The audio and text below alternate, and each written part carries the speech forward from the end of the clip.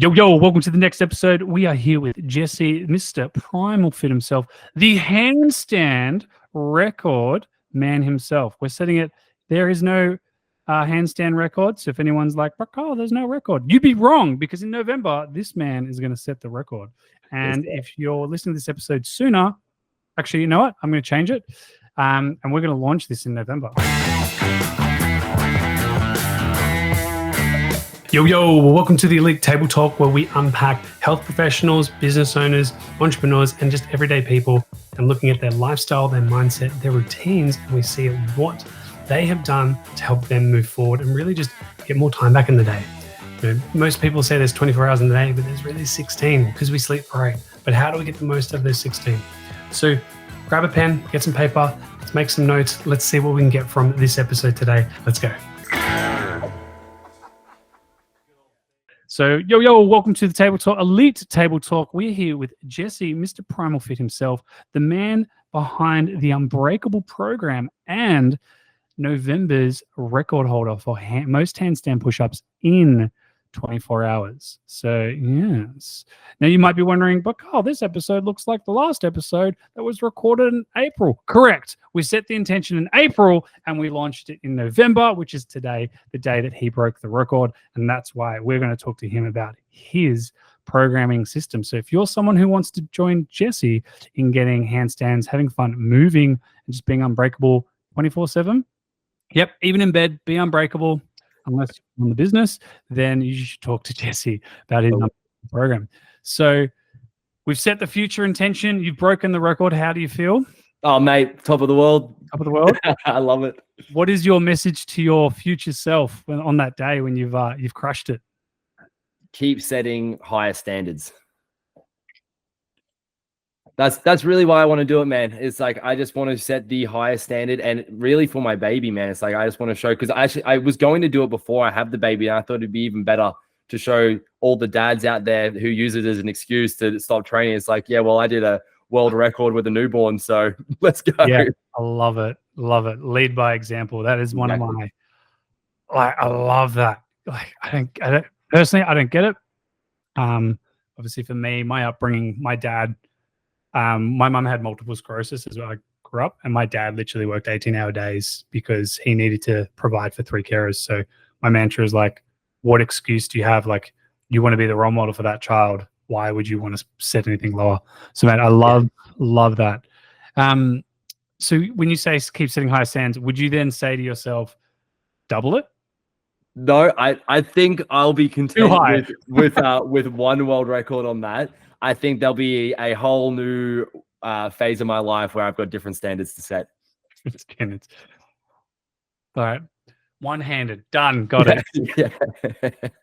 Hey, today we're here to talk about the Unbreakable program. So I guess Unbreakable makes sense. You don't want to be breakable. But does that mean we're just going to be pushing people in front of buses and then you'll be like, haha, you didn't break your hip where you would have? Well, to a degree, yeah. Maybe not that extreme, but to a degree. Yeah, but you're bringing. I love the message underneath it, which is to bring uncommon, like create strong uncommon men. Because I guess now in a world, well, for you and I and other like in our network, it's probably not the case, but we're seeing a lot of it. Most people they are chasing the career and the economic status for family, but they're letting family, their health, and everything else just fall to the wayside, which is really just, I guess, why we're in business. But and you said in your last episode we did together, which was the people you work with are athletes, but most people they've just stopped for a really long period of time, and you just have to rebuild. So, what's the idea, like other than what I said, that made you go unbreakable? Like. Okay, well, let's start with like the name of it, right? So I was trying to think of a name, and I really wanted it to be. I actually created it for me. It's my program that I wanted to make, right? So I was like, what can I name it? Little Jesse's out there. Okay. Yeah, exactly. So my avatar is always me, because that way I can speak to all the problems I've had previously and what I've done to help get past that. And I feel like I can speak to a lot of people there, and that's really cool. But the naming of it was actually because I had a skydive accident where I put my knee through a tree and it didn't break me. So I was like, you know what? I think I've earned the name Unbreakable. Simple as that. Okay. So you have just done what? You've just skydived? Yeah. So I was doing my solo skydive license. It was my third jump straight through a tree. And I broke my wrist and a big hematoma on my knee, but no surgeries. I was back and moving within 8 weeks. So when you skydiving, were you just like, I need a program name. What's a program name? What's a program name? What's a good name for a program? It my crash. I was distracted. And then you're like, bam, ha. That didn't hurt. Yeah, I actually just rolled out of it. I was all right. Yeah, wow. Yeah, it was that. So I think I've earned Unbreakable because I just think of myself there. And then even just a way of living, and instead of just training, I feel like anything that gets thrown at me, you could just be unbreakable, and just like, it doesn't mean you have to win every situation, but I think the win is to just pick yourself back up and off you go. So like, because I was really brainstorming this with Dylan, and it was like, well, that was like a big moment in my movement career. But then like when I started online coaching was after I got scammed $15,000. Like at that time was like literally 80% of all my money. I was just an idiot. Like it wasn't like, I congratulate the man for taking it, right? Well done. But I got handed like suicide forms at the bank and the police. I was like, oh no, that's not for me. That's not what's going to happen here. I'm going to use this. And like I had one shitty day where I felt bad. And then after I was like, let's get to work. And that's when I actually started focusing on online. And it's like, now I've built what I have from that moment. So it's like, don't get broken by things. Just pick yourself up and keep pushing. Rewind. Hang on. So you scammed 15 grand and then you went to report it. So you've lost everything. And then they're like, here's a suicide note. And you were just like, no. I'm not going to quit, right? Like it was just like, no, this is the moment where I'm going to use as like my comeback story. Yeah, wow. How many people would go through that? And they're like, okay. And way worse than me, man. Like the 15,000 is not really that much when you're a young guy, but there was older couples that said they just lost $1 million. And it's like, well, that's a legitimate thing that I would be scared of, right? Like that's wild. Yeah, well, it's all relative. Like I say that so loosely. It's all relative. But like, as a kid, right? We were talking about before, like you're making $9 an hour. Like you make them bank $9. There are people making, $50 to $100 an hour. So for them, like $1 million's relative. Yeah, like, for sure. But it was wild, man. But the thing is, it's just like I proved to myself that like I just can't be broken, and having the confidence. So the program isn't just for training. I want these men to embrace constant improvement, discipline, and just like setting the standards for themselves. And setting the standards for themselves means not quitting. And it's like, I think with anything in life, if you just don't quit, you can win. Like you just need to keep getting after it. Yeah, never quit. Yeah, well, that's true failure in itself, isn't it? Exactly right. Like every failure is a lesson. Kudos to you, like backflipping, learning handstands, one-handed handstands. Like you're just constantly raising that bar, and it's not like, oh man, I can't do it. It's too hard. It's like, no, I'm gonna get there. It's just, how long is it gonna take? It's gonna take me an hour. I think you do 30 minutes of movement a day. No, that's what I set for my clients. 30 minutes as a minimum just to get them started. But I really do like an hour of weights or like some kind of calisthenics stuff a day. Yep. So you're constantly moving and improving yourself. Well, on that, what about the days, those, I guess, I am trunk stump Carl, the guy that's just, I'm a tree stump. So that's how tight that's how mobile I am, those days where you're just like, oh, so tight.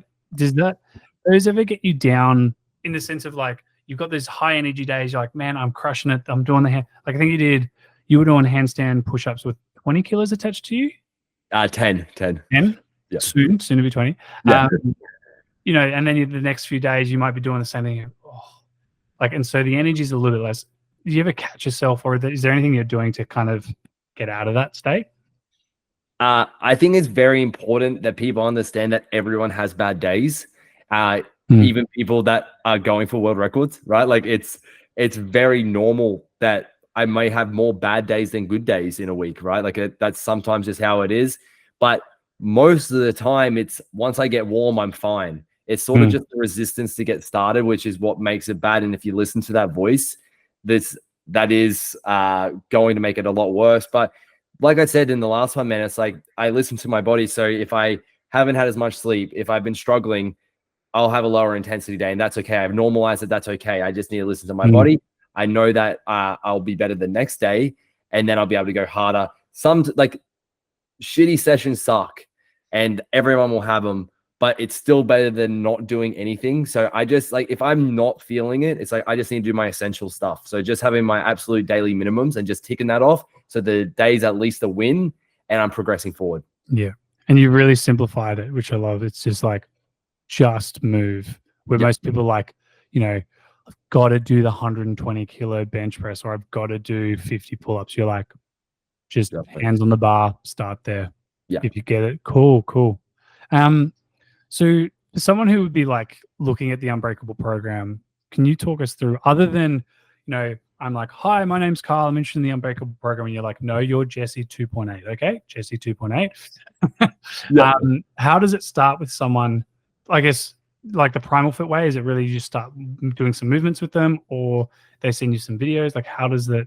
Yeah. So like the main thing we go through is just what they want to be capable of. That's really important to me, because nothing gets me, like I get goosebumps when someone hits their first chin up, someone gets their first handstand. Like those moments are important to me. Like that's why I coach, for those moments. So knowing what they want to be able to achieve is really important to me. And then we just start working towards it. Now, most movement goals are covered in the program that I've got already. So it's not like it needs to be very specific on what it is.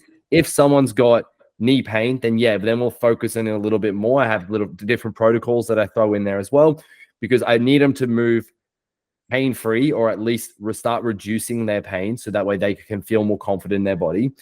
And then like I challenge them on things as well. Like not everyone's like, I want to be able to do sprints, or I don't want to be able to do jumping. And it's like, okay, we won't focus on that, but it's like, I want you just to be capable. So it's just getting them to shift their mindset to being capable of, if they needed it in the real world situation. And also just like, isn't youth just being able to move pain-free forever, right? So if we can just get them to move like they could when they were younger, I think life will be better. 100%. Because, you know, we're miserable sods if we are in pain. Exactly right. So if someone comes to you and they're like, I've got a shoulder impingement, where do you start from there? So we may not get started on the full Unbreakable program if they've got a dodgy shoulder, right? Because they're not going to be doing handstand push-ups yet or anything like that. And like handstands. Yeah, exactly. So I've got other protocols that we'll put in place first. And once they hit certain metrics, it's like, okay, cool, you're ready to go on now. And we'll just regress any exercise that we need to. So we have like the main Unbreakable program, which is 6 days of training. Now it's not necessarily like 6 days, because again, it was for me, and I want to train 6 times a week. But the way I've worked it is that it's going to be push-pull legs, and we do a fortnightly split. So it'd only be 3 days a week for anyone that wants to do 3 days a week. And then it rotates, because I love constant changing in my program, right? Because I get bored. I want to have fun. So it's just having a fortnightly split. And then I also have side programs that I can add on to these things, where it's like skill development. Because if they are only doing 3 a week, it's like 4 days a week where you're not doing a program. It's like, cool, what do you want to focus on? And this is where it gets more specific for the client. It's like, cool, oh, you do want to work on handstands? Here's my handstand protocol. Oh, I really want to start working on my mobility. Boom, I send them that. Oh, I want to get the side splits. So I just plug in different programs for whatever their goals are, so we can start working towards it. Yeah, okay. So you're doing a push-pull leg. So 3-day program, you do it for 6 days. But if someone's like, I can do 4, you're like, all right, push, pull, leg, push. Yeah, and or a separate thing, right? Say push, pull, leg, pull, skill. So for a bung shoulder, you said there was metrics in place that kind of would be qualifying someone for this Unbreakable program. What metrics do you look at? So I really want to make sure that they're moving as pain-free as possible, right? Like as long as they're not getting sore from basic stuff, that's ideal for me. So I make sure that they can hang, and that's all sweet. That they can do push-ups and stuff like that. And like I just really wanted for them to tell me that they're capable of what's next, right? Because once they're doing the shoulder rebuild protocol I've got, they'll do it for a couple. It's usually like they do it for 2 to 3 weeks and they're feeling at least good enough to start pushing on to most of the program. And I make it very clear to them. It's like we push through no bad pain. We just keep doing this until you're feeling good. And yeah, you got to make sure you clarify what Good pain is, right? Yeah, good. We love good pain, pain. good, bad pain, bad. Yeah, exactly. So we just do that until they're comfortable, or even if they're stuck on the shoulder rebuild for a while, that we'll just chuck some other things in there as well. Like we might do the knee rebuild as well, just at the same time to give them some more. Once they're feeling comfortable, and once like if they can bench, if they can do push-ups, if they can do like if they can start working to like overhead stability stuff or handstands or something like that without pain, then it's like cool. Let's do this, and if it hurts, let me know. Then we can regress with different exercises. Yeah, how exciting! And where do the kettlebells, the supine kettlebell split works come in?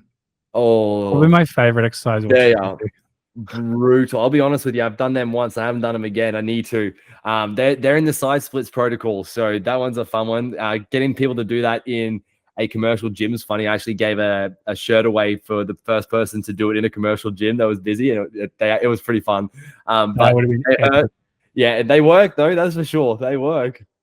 Well, it's it's the challenge with body weight work is you don't know how much weight you actually are doing versus that's a 4 kilo kettlebell. That's 4 kilos. Cool. Absolutely. Go 5, go 6. Yeah. Easy I to love measure. that. So you're doing metrics based off they're telling you they're ready, Yeah. and some fundamental movements from the hang and push-ups, because it sounds like a lot of your skills are very progressive, which is awesome. So you've thought about like the one-handed handstand to then the handstand and variations towards just holding a plank. For you personally, building that skill, are you thinking someone for shoulder to be ready to go into a handstand, they should be like hands on a plate going for that depth, so it is challenging that range, or is it to the floor? How do you see that? Yeah, I do. I regress everything down, and what I would like to do is I put it like if I was to program handstand push-ups, or maybe we'd make it easier if we did chin-ups, right? I would program chin-ups, and it's like whatever level you're at. So it could be weighted, or it could just be a dead hang, right? So wherever it is. But in terms of the handstand push-up with the depth, obviously just going to the floor pain-free, you got to tick that off first. Then we can add the depth on. If we could tick that off, cool, and we just keep going from there. Do you prefer depth or more load, personally? Because it is a program for you. So where would you want to see it go? Depth. I think depth would be like full range of motion is what I probably want the most. But in saying that, if they can't get depth, I'd rather more load in that position while we build for more depth. But I'd probably focus on load and experimenting with just a little more depth as we go to build both up at the same time. So we want to do a handstand. So I go, I'm good to go. Shoulders better. I'm doing push-ups to like low with I'm using a 20 kilo plate. I'm going down. Are you then like, we need to see 20 kilos on that push-up, or is it because you're saying you like to play with load and with angles, or are you doing, say, okay, Carl, we're going to do 20 kilos on your back, as many reps as you can. Then you're going to put your feet on a box. So we're doing an incline now, and progressively like this 20 kilos, 25, 30, whilst then there's an accessory to build to the height. Yeah, for sure. So it's like most of I think the Unbreakable program, I use EMOMs for most of it because I think it's a very easy way to add. Yeah, no, but EMOMs I need sets. Give me the sets. Come on. EMOMs can be not fun and can be very fun. And I think it's an easy way to add testing into your session without maxing out every session, right? So I don't do 10 rep EMOMs. I think that is disgusting. But like 1 to 3 rep range, that's where we can start adding in some heavy weights on things as well. Like even like dips or chins or something like that. You can start really going heavy, still getting the volume in. So that's usually what I'm doing for the load stuff. But as they're going through, it's like, okay, cool. If you're at this level progression, we're going to work our way up to being so comfortable in it that it's almost pointless now. Then it's like, as soon as they're capable for the next level, I want them on it. So even with chin-ups, for example, it's like, as soon as someone can do a weighted chin-up, I don't really want them doing body weight again. I want them to be on weighted chin-ups, even if it is 1 rep every minute, instead of their 5 that they could do body weight. So now once they take their weight belt off, they're like, wow, body weight's awesome. But I want them to be at their highest level as fresh as possible, get as much work in there, and then we could take it off and just like smash out some volume as well, right? So it's just like I want them to be at their highest level first, and then regress down as we get tired and stuff. Yeah, I love that because you're only doing 1 to 3, which is not as taxing on the body, but more skill acquisition. Yes. Yeah. Sorry, like mine is my mom, Eddie, Shreddy Eddie, we call him. He's like, we should do 20 calf raises every minute on the minute for 10 reps. I'm like, that's a great idea. I love calf raises. And like halfway, I'm like, this is the worst thing ever. He's just like, yeah, 10 VMO squats are like the ones that all my clients cry about. It's because 100 squats is brutal. Yeah. And so I've got standards as well for all. So I've got 10 ordeals that I put in together into these uncommon strength standards. Ordeals. So I've got, so because I do jiu-jitsu, obviously. So we have belt colors, right? So a white belt, I think should be able to do this, this, and this. Blue belt, you should be at this standard. So now there's a clear path for what I expect people to be able to do. And to grade, they need to get 7 out of the 10 to that next standard. So that way there's a clear path. They go, wow, okay, I need to add 10 kilos to this for bench press or something. So it's like bringing it all together. And that's worked really well because people know what they need to do, start working towards it, and just like progressive overload to get there. And it's a lot of fun. It is a lot of fun to have it like that, just as it gamifies the process a bit. 100%. I love, like, the moment you said ordeals, I was like, ooh, tell me all the ordeals. Yeah, it's fun. Gamify. So in this, like, black belts, number 10? Yeah. But then isn't there like different levels of black belt? Yeah, so there is, but the way I do it, right, is you have to do 7 of the 10 lifts, right? So it's like bench, chairs, whatever. And once you've done that, then you'll get blue belt. And then once you get the next standard on them, it'll be purple. So it's only 5 belts that you're going to end up doing, because once you can do 7 out of the 10 ordeals to get black belt, you are an advanced lifter to be able to get that. So you don't need to go on past that. If you were to make an 11th I'm a 13th ordeal, the unlucky ordeal of them all, what would you add to it? Oh, that's a hard one. That is, at the moment, I am really, oh man, I want to say the pike push-ups would be my favorite, but I've got handstand push-ups on there already. But because you can add the weight to the pike push-ups, it's something a little different. So I think I'd probably go with that, or something different to even like sprinting, something completely different, just to show, because the whole point of it was just be able to move in absolutely every way. I didn't want a power lifter to be able to win. I didn't want someone to just do calisthenics to win. I want everything to come in. That's why it's uncommon strength standards. So I want everyone. So I think maybe sprinting or something like that would be cool. Maybe backflip. Who knows? 200 meter one-legged hop race. Yeah. It's like, what's the world record? 20 seconds. All right, 30 seconds, off you go. Yeah. Perfect. Yeah, wow. Okay, we'll set a world record for 13. Done. Push-ups, pike push-ups. We got one-legged run. Yep. What else? Soul. One-handed pull-ups. We got plenty of pull-ups on there, but one arm pull-up would be, I'd say no, the one arm chin-ups, the black belt standard for the chin-up. So that's already on there too. So there is like some hard things to hit. Do it with a friend. So, but you got to hold hands, both hold hands and pull, because uncommon men, you got to work together. There we go.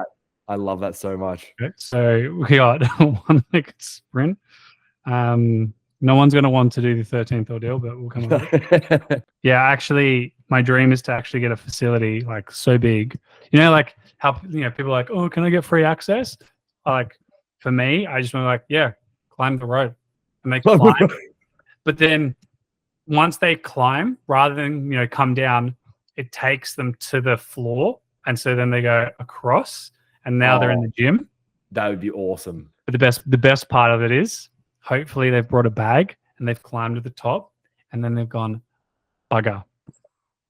They'll come back and get their bag, and I'm like, oh mate, you got to climb back up to get access, because I love that so much. I know they'll be tired and be like, oh, I'm done. They'll come back down. I go, oh yeah, that's $20 because you didn't make it. All right, so we got rope climb. Yep. So we got one-legged sprint, pike push-up, partner one-handed pull-up, rope climb. What else? What's he thinking? I think that I would add something with balance, like the slack line or something. If there was a duration on the slack line, that would probably be the next thing, just to incorporate some more movements. What about unicycles? What do you think of those? I've personally never dabbled on a unicycle. I have for like 30 seconds and I was no good at it. So I quit like any real man would, you know? Well, you can do the slack line. I don't know. We'll see. Yeah, but it is just embracing all kinds of movement, right? Like if you do want to go, oh, I want to try a unicycle, it's like, cool. Well, what do you need to be able to do that? What do you need to be capable of? How do your knees need to be? Like, are you okay to fall? Like, that's something that we do need to take into consideration. Yeah. Can you actually, fall with grace? Yeah. Yeah. Do you do a forward roll? Like, that might be important, instead of face planting. Do you know how to? Do you when you watch a client train, so like from what you're saying, like you are really encapsulating like the body is designed to move. It is not just like, with bench press, it's a fixed movement. Yeah, like it's cool. Everyone talks about it, but really it's like, yeah, but your shoulders aren't moving freely, so you're better off doing a push-up with some weight. Do you, like, with your programming, people are sending you videos or you're observing them and you're like, fuck yeah, the first pull-up and the first push-up, like, or for anyone that's curious, just watch Jesse at Primal Fit and you'll see all the facial expressions he makes. Do you watch them and go, like, they've got pins, right? Would your cue have like, hey, next week when you do those squats, just do the same weight but take the pins out? Yeah, absolutely. Just how can we take it to the next level? Like, I'm very big on 1% improvements. Yeah. Like, I don't need to see something crazy, but you don't need something crazy to feel like you've got momentum or that you're winning, right? Like me adding 2.5 kilos to something this week, I'm like, oh, here we go. This is awesome. Yeah. And like, that just makes me feel like I'm on top of my training, So if we can just if we can add those kind of wins in all the time in every area of life, I think it's a big win. Yeah. Yeah. Incredible. What's your biggest win, I guess, for you personally since you've made other than going through a tree and being unbreakable? That's a hard one, man. Like the freestanding handstand push-up was like a very cool goal for me. That was really cool. Now, probably more the tricking stuff as well is like this thing that's like keeps like breaking through to the new level, because it's like I keep learning some new trick that I can fly through the air and do something different. That's pretty exciting. Yeah. And then like I'm a purple belt in jiu-jitsu, so it's like I've been doing this for a long time now, which is awesome. But just like if I can pick up a little thing here or there, like literally 1% improvements again, it changes everything. So I get a whole different area of different lives that I live where it's like, oh, can I improve on this? And then it's like some new big thing that I've never done before. There's so much you've achieved, right? But is there a movement that you, like for me, like talking with you, I've just realized one of the biggest challenges for me back in the day in gymnastics was getting to the transition of the muscle up. And I remember getting it and I had achieved it, but my body froze because I was like, yeah, like I was celebrating it here. I forgot to extend. And then I fell back down and everyone was like, what did you just do? Like you just did it. And then I got back up and then everyone's like, you got a coach there that shouts you to get you out of your head. Was there any movements that like when you did the handstand push-up, like you got down, you felt you were in control and you were like, oh my God, I've done it. And you forgot to push up and then you're like, oh yeah. And then you did it the next rep. Any of that come to mind? Maybe more so like I'm close reps, not so much like I've done it reps, but definitely like, oh my God, the next one's definitely going to happen. Yeah. Like this, I can't believe how close I am, which is the one that keeps killing me. So I'm trying to, at the moment, add on to the amount of consecutive handstand push-ups I can do. I think that'd be a really cool thing. And I mentally cannot hit 5. I can hit 4 all the time. And I get to the 5th one and I freak out every single time. And like I record it and then like Dylan will just send me something like, just focus. That's all you've got to do. Focus. But I just get in my head. So once I crack that barrier, I think that's going to be my next big win of like, okay, cool. Like, because if I can get 5, then I'm sure I can get 6. Like 5 just to me is a big number. Yeah. Or like, so when you start, you just like 1, 2, 3, 4. Like what happens there? All my hips fall out of place. I lose tension somewhere. I don't breathe right. Like so many things happen. It's like I self-sabotage like instantly. Like you're not getting that rep. You're not doing it.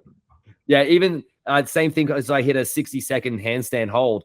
And for 5 days in a row, I was trying to hit it and I hit 58, 59, 57, 58. And I was like, I know I can do it. So I got my mate to come over. I was like, lie to me. I need you to lie to me. And I'm like, how long? How long? And he's like, 56. I was like, no, I came down at 59, but he lied to me. It was 1:05. I was like, Yes. there it is. Yes. I do love those moments when people are like, this is the hardest thing ever. It's like, you've only been doing it for 30 seconds. They're like, what? Yeah, dude. I It's want a minute. Yeah. one of the best parts of coaching, just lying to people about time, I reckon. I love that. It's part of coaching. Lying to people. Yeah, totally. Yeah, lying to people. Yeah, especially when they can't count. They're like, how much is that? You're like, oh, it's just 70. And then they do it and you're like, yeah. Oh, yeah. Oh, yeah. And Now they're it's like, like when it's 100 and it's not. like, my PB's 90. That was 105. Yeah, let's go. Yeah, the best moments. Moments for you within clients that really stand out for you? Like I said, man, like when someone gets like so at the moment I've got guys that have been doing chin-ups with me for a long time now. So we are really pushing it on the weighted chin-ups. So the other day someone just hit a 40-kilo weighted chin-up, and that feels pretty special of a moment to be like, oh, this is exactly what I want, right? Like I want to get this next level of strength that people aren't talking about. Like you don't see any kind of bodybuilding program where like, all right, we're going to see what our 1 rep max on chin-ups is, right? Like it's so different. So it's like I see the change that I want made to the fitness industry in these guys, and it's like, oh, amazing, let's go. Like everyone's benching, you're like, nah, pull-ups are sexier. Well, so like that's the thing. I love to bench as well. Like that's cool. Where I actually started doing the calisthenic stuff was I hit my lifetime goal. I hit 142 and a half. I was like, I'm okay I'm not a power lifter. Like I don't want to lift heavy. I think you should all I think every man should be capable of doing over 100 kilos. I think it's an important thing. But like after that, I was like, I don't really care how much I do here. What can I do instead? Like what can my body do instead? So I think it's important to be able to be strong enough to push, but also what skills can I get out of this? Yeah. Well, you might as well just start training for triple-digit pull-ups. Yeah, well, dude, that's actually on the list. Don't worry, that's coming. Yeah. All right, so I'm at 60-kilo weighted chin up at the moment, so I'm coming for the 100. Yeah, wow, 160. How much do you weigh? 90 kilos at the moment. I decided I'm going to drop some weight. I think all the calisthenic stuff's going to be a little easier. I think about 85 would be good. Yeah, and the guy that cracked the 40 kilos, is he lighter or heavier? Yeah, he's probably about 75 kilos or so, but still, nice. it's insane. Hey, yeah, 40 kilos. That's awesome. Big congrats to him. And those moments, man, it's like, oh, what I'm doing here this is exciting. Like I remember when Kate, my partner, she did her first.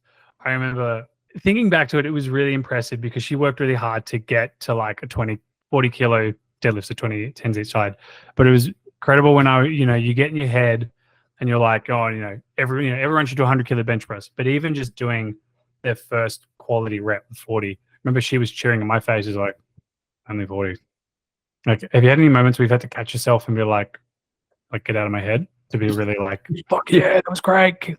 Yeah, no, there's definitely, like, I would say that the threshold for that for me is if I've been able to do this as a kid and now someone is like still so far away, it's like for a man, it's like I can't even imagine how you can't do a chin up. And when they're not capable of even doing a dead hang for 10 seconds, I'm like, good work, good work, but like it's just so far, but at least they're doing it, right? Like it's huge. That's important that they're doing it, but it is important as well that I make sure that I'm still as enthusiastic that they're working towards it, even though it's not them doing a 40 kilo one, right? Like even when I first started coaching, I didn't realize people couldn't do chin ups. I was like, all right, up you get, let's do some chin ups. They're like, what do you mean? I was like, what do you mean? What do you mean? Like, can't you do a chin up? Yeah. So that was a pretty mind blowing experience to me. It's just like, oh, I've done this. I thought about it the other day. There was a beam in my room that I used to just do chin ups on when I was little because why not? You can hang, you can climb. Like, so I think setting the environment up is a good start for that as well. Which we both want to set up the home for the kids, but mostly for ourselves. Yeah, that's a good excuse. Hey, it's funny because so there's a video of a kid. I know the one you're talking about. Yeah. But for people that are curious, there's a video that Jesse had that was literally a kid doing calisthenics, like just everything, any type of movement from swing to slacklining to then hanging on the rings. And I remember someone in this cafe just talking about it. I'm like, I know the video. So yeah, it's funny, you start to see one thing and you resonate with it and you see it more. I love that. Absolutely, man. And like, it's going to be the best moment when I'm ready to start building this with my house, because I want it now. And like, the wife's like, all like, oh, I won't know if it'll look good, but it's like, when we got a kid, it's like, oh no, this is the perfect excuse to have it happening. If anyone's really feeling stuck, so I guess the type of person that's probably injured, beaten up, they're feeling overweight, and they've done diets and it hasn't worked, or like I'm working with a coach and I'm just not seeing the progress. There's so many coaches out there that, some of the horror stories where they're like on their phone, yeah, 5 more, and oh yeah, good job. You used to be back to when I was coaching in the gym, dude. Oh my God, there used to be coaches like that all the time. Yeah. So for those people that are feeling like they're trying, they're doing it, but it's not working, and they're thinking of it, what advice would you give to them? Ask different questions to get different answers. I think that's the advice I would give. So if it's not working, it's like, okay, well, we need maybe like, what if everything you're doing is not what you need to be doing? What if the things you believe in right now aren't true? Question everything. That is 100%. Like, that was my journey. That's why I say this, right? Because I believed that being vegetarian was going to be good for the planet and my health. And then I started questioning everything. I was like, oh my God, what if I was so wrong? And being okay with that, it's not a problem if you're wrong. Like, it's cool. What would be worse is if you ignored it and just assumed that you're right on everything. Yeah. Well, what would be worse is you did. Yeah, that too. That too. So yeah, that's what I would do. If things aren't working, it's like, well, maybe you need to learn something new. Like, when's the last time you tried to learn yourself? Like, most people, it's once school finishes, they don't try to learn anymore. So it's a big part of what I do is that I do 30 minutes at least a day of learning, just to make sure I'm progressing somewhere. I don't care what areas I'm actually going in, but just to make sure I'm going forward.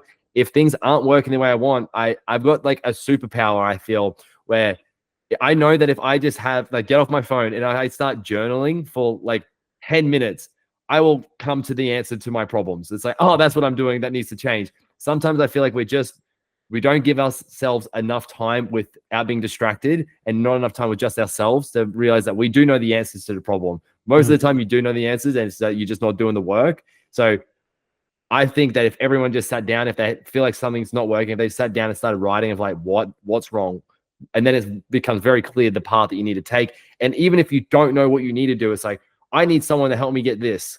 So if the person that's doing that right now isn't helping, it's like, maybe, and believe me, there's a lot of them, maybe they're just a shit coach, right? Like, maybe we just got to go find someone else. Like, again, I've got a saying that I say all the time. It's sometimes you can be good by just not being shit, because so many people are just shit. If you're just not shit, you're better than most. So just try to find someone that helps, that has got what you want, and you can reach out to them and ask for some help. It's the fastest way.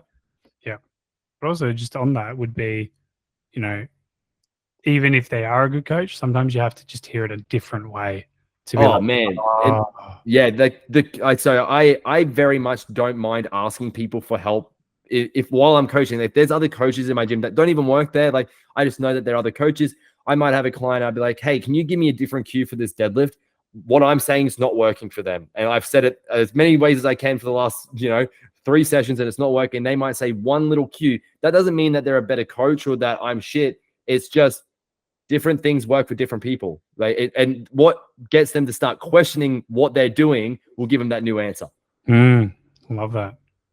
And that's why you should join the Unbreakable program. With that, how does someone get in touch with you, Jesse? Just through Instagram. It's primal.fit. That's where I do everything. I'm trying to build out YouTube and TikTok and stuff like that, but Instagram is where it's at for me. I post me doing all the fun stuff, get my clients doing all the cool stuff too. So yeah. And for those that maybe is dyslexic as Carl, Primal Fit is PRMAIL.FIT.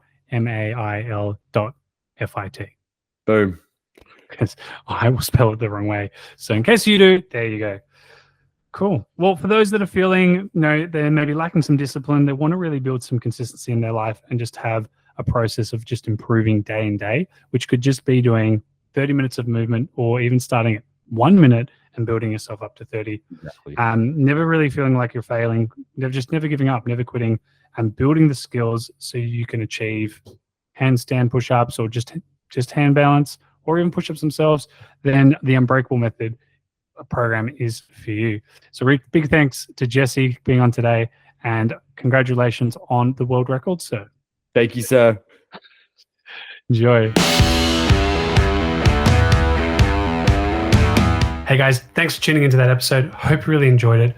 Remember to like and subscribe to the channel, and also to share so we can help more people. Now, with your pen, you've probably written down heaps of things, but the things like myself, like there's blank pages, but pages, got lots of notes. What are the top 3 that you got out of today's episode? If 3 is too much, action on one thing and just see how it goes for you for this week. And make amendments and adjustments so you're constantly improving and refining and moving forward in your health, your training, your life. If you ever get stuck, reach out to us at info@vitruvianhealth.com.au. Always here to help. Till next time, adios amigos.